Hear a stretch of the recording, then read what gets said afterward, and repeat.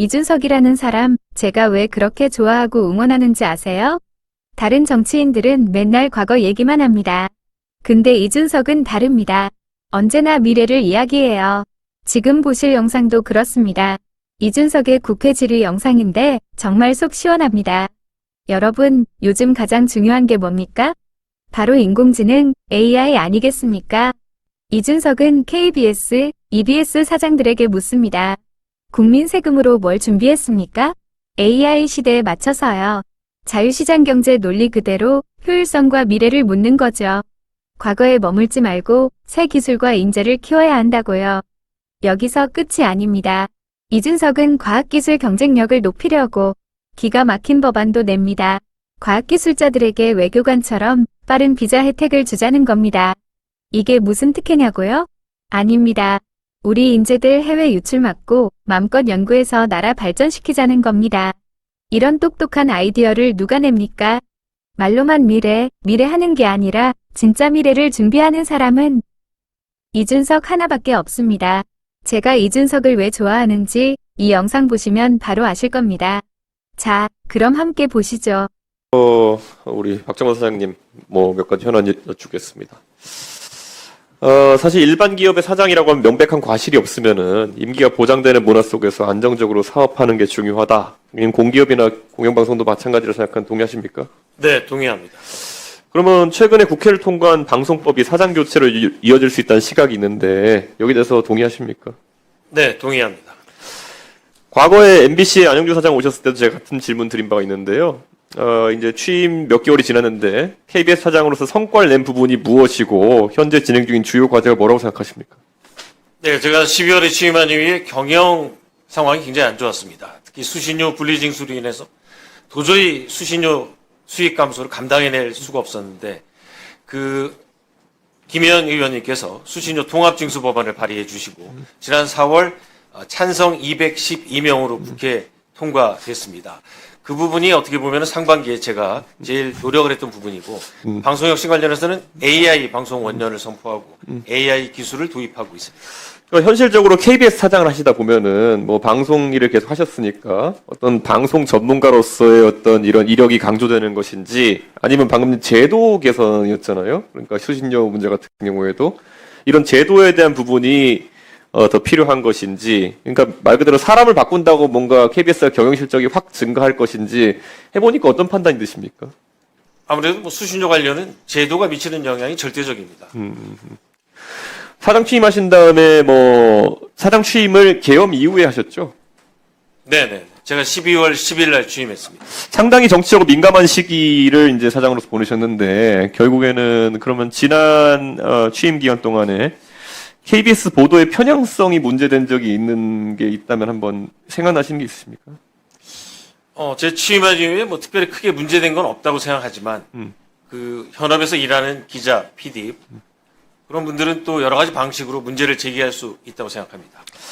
최근에 KBS에서 제작했던 공대에 미친 중국, 의대에 미친 한국 요 다큐 같은 경우에는 굉장히 반향을 일으켰고 실제로 이런 것들이 수신료의 가치를 보여준 좋은 사례였다 이렇게 얘기하는데요. 실제로 이런 좀 사회에 시의적절한 문제를 던지는 이런 취재나 보도를 추가로 기획하고 있는 것들이 많이 있습니까? 네, 저희 이제 7월에 방송된 말씀하신 그 프로그램은 정말 시의적절하게 KBS가 공영방송으로 아젠다 세팅을 했다고 생각합니다. 감사드리고요. 저희가 이제 대기획 프로그램 트랜스휴먼이라는 프로그램이 또 나갑니다. AI 시대에 과연 인간은 무엇인가, 어떤 식으로 진화하는가라는 걸 조명하는 프로그램이고요. 또 역사 다큐멘터리 같은 이 고품격 다큐멘터리 프로그램도 준비하고 있습니다. 그러니까 결국 KBS에 지금까지 제가 과방위원 하면서 구조적인 문제를 보자면은 재원은 한정되어 있고 제작 비용은 상승하고 그 과정에서 인력을 급히 줄일 수도 없고 결국 이런 좀 삼중고 같은 상황이 지금 이제 발생하고 있는 것 같은데 이를 해결할 수 있는 해법 중에 하나로서 AI를 제작 환경에 많이 도입하는 것이다. 아까 사장께서도 AI에 대한 부분을 얘기하셨지만은 저는 그렇게 생각하는데요. KBS 같은 경우에는 예를 들어 저희가 사실 지난 대선에서도 사극 제작이라든지 이런 것들 공영방송으로 해야 되는 것들에 대해서 이야기했는데 이런 것들이 AI 제작이 하나의 기회가 될 수 있다고 보십니까? 네, 저희가 비용 절감을 위해서라도 AI를 많이 활용하고 있는데요. 저희가 대하사극 문물을 제작하겠다고 발표를 했는데 이번 대하사극에도 AI 기술을 많이 활용해서 제작비를 많이 줄일 생각입니다. 그러면 여기서 이건 제가 김유일 사장님께서 공통으로 아마 드릴 질문인데요. 있다가 우선 KBS 쪽에다가 지금 AI 관련해가지고 이게 뭐 대한민국에 기술이 있는 기업도 많고 이렇게 하다 보니까 뭐 당연히 외주 제작이나 이런 것도 많이 맡길 테고 할 텐데 KBS 내에서 그러면 이런 AI 제작 기술 확대를 위한 전담 조직을 지금 만들어서 운영을 하고 있습니까? 저희가 방송 전문가들은 많은데 사실 AI 전문가는 별로 없습니다. 그래서 AI 기술혁신 자문위원회를 선임했고요.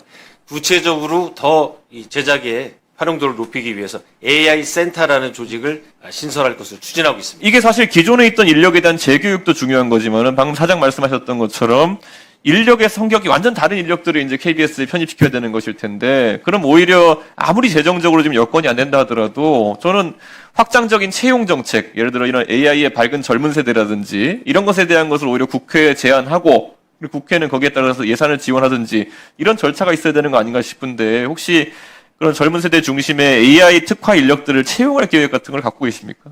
네, 저희가 이제 4년 만에 처음으로 이제 올해 심사 공채를 시작했고요.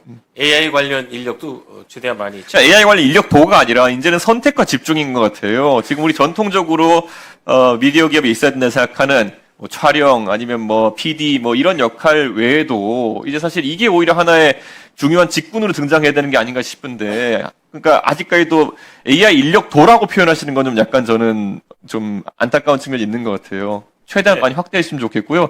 네. 그 김유일 사장님도 똑같은 질문 한번 드리겠습니다. EBS가 이런 전담 조직을 운영할 것인지 아니면 인력 채용 계획이 있는지 궁금합니다. 전담 조직은 지난 1월에 조직을 해서 네. 그 100% AI 기술로만 제작하는 제작 팀이 그 융합본부에 신설이 됐고, 방송을 지난달서부터 AI 기술로만 사용된 방송을 편성을 AI 단편극장이라는 걸 하고 있습니다. 그리고 AI 전문 인력은 저희들이 이제 AI 하면 방송 부분이 있고 학교 교육 부분이 있는데, 학교 교육 부분은 이미 인공지능 기반의 서비스도 하고 있고 과거에 몇 명은 채용을 했습니다. 근데 현재는 재정 여건상 사실은 AI 전문 인력을 공사의 임금 기준으로 채용하는 건 현실적으로 대단히 어렵습니다. 그래서 그 문제가 해결이 돼야 되는데, 앞으로도 정말 최고의 전문 인력을 채용하는 거는 현재 공사 임금 구조로는 좀 다소 현실적으로 어려움이 있을 걸로 보여집니다. 저는 그래서 두 분 사장님이 사실 이 부분에 대해서 어려움이 있는 부분을 명시적으로 국회에 제시하고, 저희가 지금 뭐 우리 위원회는 사실 AI 산업 지원하기 위해서 많은 이야기를 하고 있거든요. 근데 방송 분야에 대해서 특별한 지원을 이제 할 수 있도록 구체적인 면을 제안해 주시면 좋겠다, 이런 말씀 드리고, 실제로 지금 AI를 양사에서 이제 도입하려고 했을 때 뭐 렌더링 팜이라든지 여러 가지 장비적으로도 상당한 투자가 필요할 겁니다. 그런 걸 먼저 얘기해 주셔야 되고, 인력 확충은 아까 말씀드린 것처럼 지금 당장 공채로 뽑기 시작해도 좀 늦습니다. 그러니까 그 부분은 다소 재정에 무리가 있더라도 빨리 해야 전환이 가능할 거다, 이렇게 보고, 우리 그 이진숙 위원장님도 이런 부분에 대해서 또 양대 공영방송 같은 경우에도 적극 지원하는 방안을 찾도록 하겠습니다. 시간 더 필요하신가요? 예, 존경하는 최민희 위원장님, 그리고 선배 동료 위원 여러분, 개혁신당 경기 화성을 이준석 위원입니다.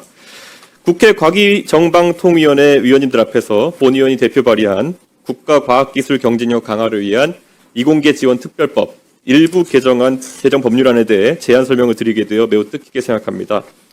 법안의 제안 이유는 다음과 같습니다. 이번 개정안은 정부가 과학기술인의 성과를 국가적 영예로 간주하여 그에 마땅한 혜택을 제공하고, 이들을 예우하여 연구자들의 무너진 자부심을 회복하고 해외 인재 유출을 막을 수 있는 여러 가지 방안 중 일부를 담고 있습니다. 지금 현재 일정 기준 이상의 과학기술인에게 외교관 승무원과 같은 패스트트랙 출국 심사 혜택을 부여하도록 함으로써 우수 연구자들의 국제 활동을 공항에서부터 제도적으로 지원할 수 있는 실용적 조치가 될 것입니다. 현행법은 우수한 이공계 인력의 처우를 개선함으로써 국가 경쟁력 향상과 국민 경제 발전에 이바지함을 목적으로 하고 있습니다. 하지만 탁월한 업적으로 국가 과학기술 발전에 크게 기여하고 있음에도 불구하고 해외 연구활동 등으로 빈번하게 발생하는 출입국 심사 과정에서 장시간 대기로 많은 불편을 겪고 있어 우수한 이공계 인력의 원활한 연구활동에 제약이 되고 있습니다. 본 개정안이 통과될 경우 우수한 이공계 인력의 해외 연구 활동 등으로 발생하는 출입국 시 심사 과정에 있어 우대할 수 있는 근거 조항이 마련되어 연구 장려금으로 현재 국한된 지원 범위를 확대하여 해외 연구 활동을 보다 더 원활하게 할 수 있도록 처우 개선이 가능합니다. 첨단 과학기술의 국가 경쟁력을 확보하기 위해 우수한 연구 인재의 확보가 필수적임에도 최근 국내 석학들의 미국, 중국행을 비롯해 이공계 인재들의 해외 유출이 계속되고 있는 상황입니다.